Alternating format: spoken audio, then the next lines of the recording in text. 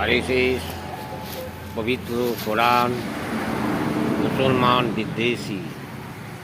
এটাও ঠিক, আসল নসল মুসলমানের কাছে নিশ্চিতভাবে তারা ধরাশায়ী এবং তাদের নিয়ন্ত্রিত সরকারগুলি পতনও নিশ্চিত। মরিয়া চেষ্টা চালাচ্ছে ভারতীয় রাজনীতিতে টিকে থাকার জন্য। তাদের মিথ্যা অপকর্মগুলি সত্য হত্যা করবে।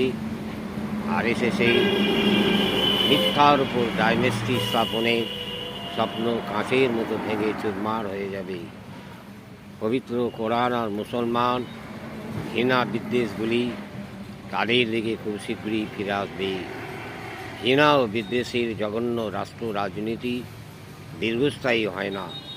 আরএসএস নেতাদের কাছে প্রশ্ন, নোংরা ও মিথ্যা রাষ্ট্র রাজনীতি থেকে কবে বিরত হবে? জয় হিন্দ।